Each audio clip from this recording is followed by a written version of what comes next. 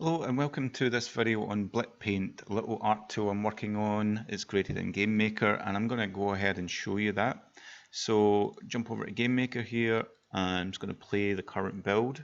It's in a very early version 0.06 and what it does is you can basically draw with sprites. Each sprite has got so many sub images. If you press F1 to F12 there's a whole bunch of brushes here. And you can see the spacing is not that great. So the spacing is denoted by this number 200. You can press page up and page down to increase or decrease the spacing. If you hold down shift, you've got sort of fine control of that. So you can see I can scatter loads of these little bristles around. Now shift C will clear the scene, and holding down S and just moving to the right. Now you can use the mouse or a tablet. I'm using a tablet at the minute, but the mouse works just as well. So just holding down S and moving left or right will increase or decrease this size. And you can see I can dot these around. So I'm just going to do Shift C. And if I hold down Control and click and Alt and click, I get these two colors. So Control for this one, Alt for this one. What it does is it's going to vary between those two tones. So this one and this one. This one and this one. And you can see you can build up like a scene really quickly. So I'm going to press F3 and this is my grass brush. Now you see when I move left and right how this is going to move. If you don't want it to move round like this, you can just press R and it locks it in place. If you don't want it to be just up and down, if you press Shift and R, it rotates this direction 90 degrees. So you can have like grass going down the side like this. Now I don't really like that, so I'm just going to do undo. I'm going to decrease the size. I'm using the bracket keys, kind of standard Photoshop stuff. And the spacing's still very high, so I'm just going to bring that down. Now the good thing about this, it's going to remember the brush settings. So you see I put that all the way down, and I'm putting some grass on the side here. I'm kind of making a little picture frame. So if I do Shift and R twice, I can now do this side. And by the way, if you want to save this, you just press spacebar and it saves it to your app data folder. So if you go to app data, local and Blit Paint, it will save it there for now. There's no saving mechanisms in place just yet. So I'm just going to do Shift R and let's choose a different couple of colors here and scale it up a bit. There's a few little kind of bugs and things with it just now because it's a super early version. I've just been getting everything working and there's no layer system yet. Okay, so I've done that and let's just say I want to see how this looks a little bit different. See if I press tab, what that does is it jiggles up the sub sprites and gives you kind of different looks of things. I'm going to make it so that later on you can change what you want to change when you press tab. Do you want it to move a little bit? Do you want them to change color a little bit and all these other things? So there's also going to be a whole lot of brush control. So there's a whole lot of brushes already in place. There's this one. If I press R, it's going to follow the brush or not, right? So R makes it follow the brush. And R again will toggle that off.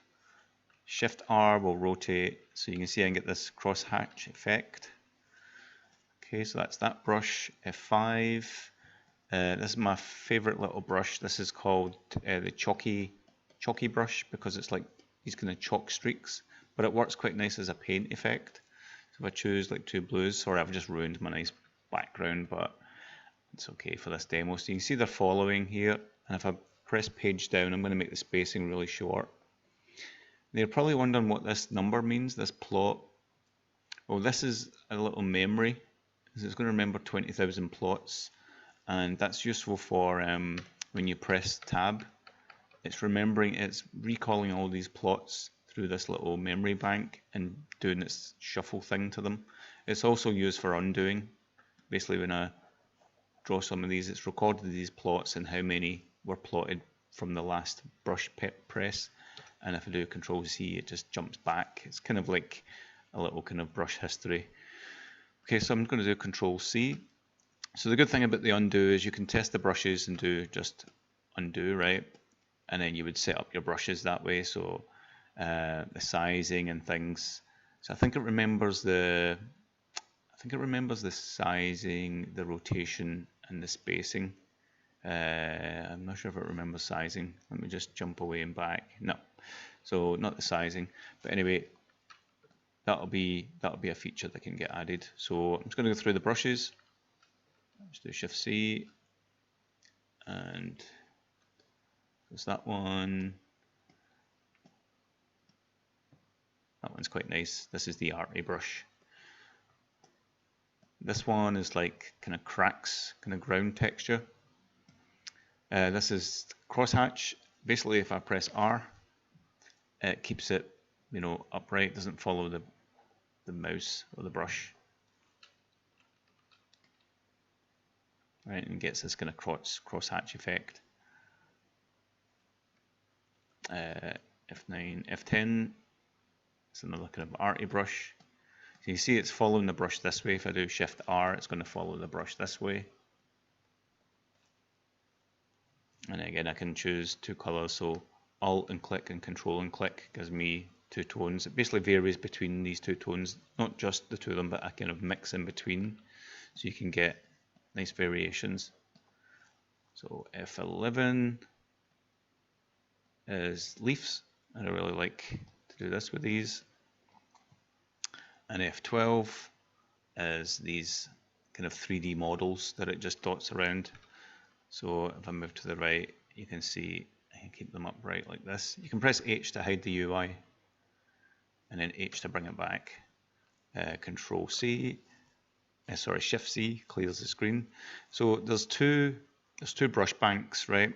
If you press, you see here, left right arrow, Shift brush set, left right. That's confusing. It's not Shift. It's just left right arrow for different brush set, right? So this is brush set 1 we're on, but to activate a brush you have to press F1 now. And this is a little kind of sprite of some grass that I just loaded in. Now this is like only about 60 pixels high, so you can see it looks quite kind of blurry and pixely. Let me just get the spacing down for that and just start drawing some grass in here. Now if you're doing a picture, you normally want to start from the sky, because you see I'm starting from the foreground and I can't really paint anything behind it. Right? Some people will say start from the foreground and then work backwards, but then yeah, I suppose you could try and draw some things in behind, and I can always draw in front of it later. So whatever suits you, right? So that's that. So F2 is moss. So I've got little bits of moss here, and you see everything's kind of tinted the color of the sprite. Basically, whatever color the sprite is, it's going to be multiplied by these two colors. So if I change these to more kind of white tones, that's more of the colors that are in the sprite itself, right? Little brown bits as well. They were getting tinted by green there, right? But that means you can sort of make loads of variation quite easily by just choosing a couple of different colors, some dark bits, right? And then increasing that or decreasing that spacing, you can get loads of them in. You can also press 1 through 9, and that will give you like different opacity. So there's 6, there's 1, 9, and 0 basically gives you 100%, right? So you can make a little border here.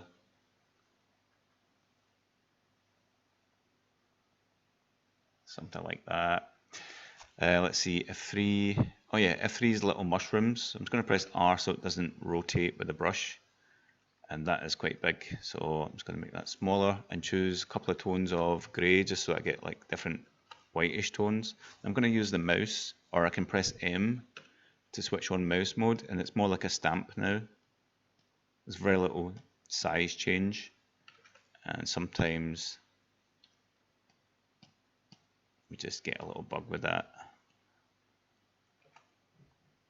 You see when I undo, it's kind of shuffled. It shuffled these again. That might be a bug. Right, so I've got these little mushrooms here, and then if I press, let's see, the next one, F4, I can draw in some stems, but I need to press that. Right, there's some stems, and obviously the stems are in the wrong place. I don't know why these are shuffling. They shouldn't be shuffling until I press tab. You see when I press tab, I get everything just varies. It's quite nice, right? So everything's already random when you place it down, but this just randomizes it again. Now if I had a layer system, it would be so much easier to place these underneath.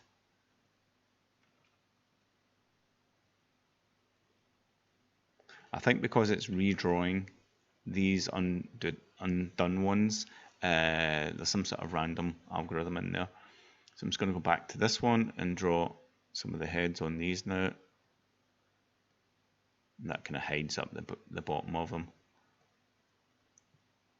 You see, I should really have done the sky first.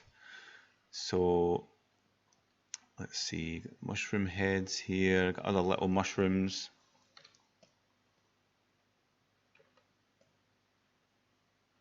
They're a bit too bright, so I'm just going to just choose a couple of grey tones.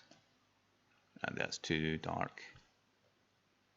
And I've only got one level of undo, so I've kind of messed that up a little bit. Let's choose these two. Yeah. Okay, I can go over this with a nice brush and make it darker here and there, right? So I'm going to press left arrow to go back to my first bank of brushes and choose something a bit more arty. Let's go for this arty brush here. Let's choose a couple of blues and let's give it a test first. Okay, so I'm going to put the spacing down and the size up a good bit and just paint in a little sky, Bob Ross style. And I'm going to put the opacity down to 3, and then 2, press 1, and then I can just go over some of that. And there's my little mushroom sort of scene. Now I've only used up like 25,000 points, so that's all stored in memory. It's just a whole bunch of sprites, been told where to be placed, and you see when I press tab, I get loads of variations of this, and I can press space on any one that I like. Pretty cool, right? So I'm just gonna make the brush smaller and just gonna darken some bits here. So I've got my opacity down to 10. I'm just drawing in some little kind of shadowy bits. This will make anyone an artist, hopefully.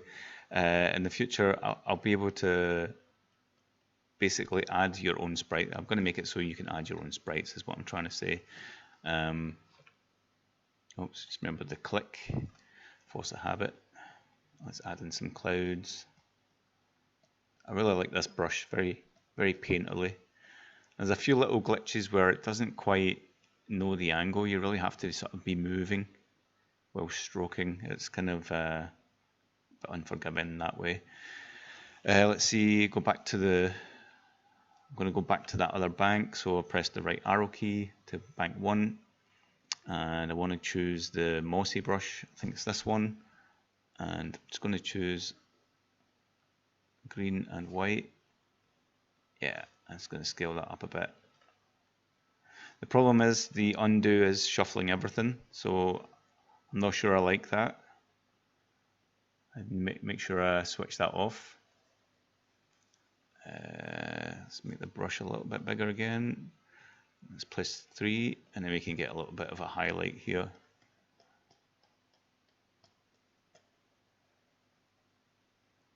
Okay, so there's a good few brushes in just now. All these sprites that I've made up a while ago, and I've not really done much with these sprites until recently and added them in here. Let's just choose that and that. And yeah, that's pretty much it. So I hope you enjoy using this tool. This is Blit Paint, and it's a very early version, and you can make your own little sort of mushroom scene. If you've bought this and you want, I can basically give you some brushes that you want to be added. If you get in touch by email or message me, just send some sprites over and I'll add them in for you if you want. It's all good, it's all fun, and I'll get a build over to you. Oh, also, if you want to change the background color, I'm just going to unhide this and let's go for a nice blue. So I've chose this in high color, so that's Alt. Now if I do Alt and C, it's going to clear the scene with the background, right? But I think if I might actually lose everything, won't I? Yeah, forget that. Basically, I'm thinking to fill the scene. Let me just press spacebar. I'm going to save this actually, so I'm just going to press space. It's going to save it. I'm going to show you where it saves it to as well. Let's try that. Alt C and undo.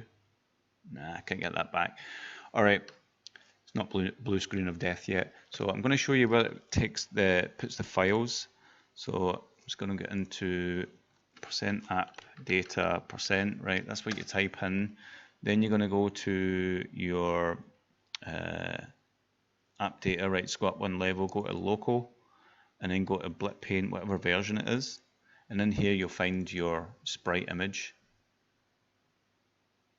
And I guess you can load it into Photoshop.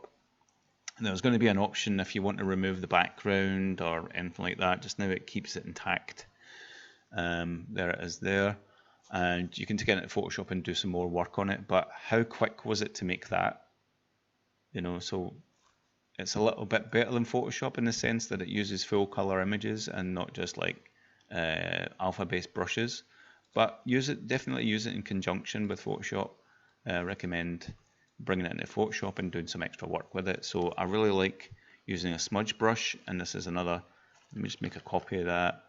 And what I'll do is I'll colorize the background to a nice bluish tone like that, right? Then I'm just going to add a mask. Right, the mask is white, saying let all the pixels through, right? So if I do Control I on the mask, it says don't let all the pixels through. If I alt click on the mask, I can look at it and I can paint white, right? I'm going to paint white where I want that color in this picture to come through, right? So here and here. And then if I do a filter blur on that, Gaussian blur, I can make that a bit softer. And now some of that blue is going to get through the edges. See that? If I press Shift and click on this, it disables the mask, right? If I do that, it disables the layer, obviously. You see, no mask lets it all through, and white in the mask lets it through. So I've got this little blue border now. Quite like the black border with a sort of grey border. Maybe just a little bit of blue, or even hue shift it to green, make it darker. Little vignette. There we go, there's my little scene. Anyway, so I'm just going to copy that, and I use my smudge brush. I can kind of smudge some of the sky where I don't want those obvious brush strokes or whatever. I can do a bit more work on it, but I'm quite happy with it. So that can go in the bin. I like these brush strokes, pretty cool, right? So how long did it take to make that? Not long. You can check this out. It's on ArtStation, very early version. Blit Paint, it's free for as long as it is free. You can donate, you can buy me a cookie, or buy me a coffee, and you can also give me an extra tip if you think it's worth it. But this is some art I made on some earlier versions, just tinkering with it. It's one of the very first versions where I just added the sprites in with the rocks, and they're still there actually. If I play this, it's the very first brush that you get. When you open it up, you'll see these rocks, and yeah, they're really nice. So there's going to be much more settings and loads of cool stuff that you can do with this. So yeah, if you need any help, just make sure you watch the videos or ask me anything. I'll make a Discord channel soon for it, and yeah, get in touch. Thanks for watching. Bye.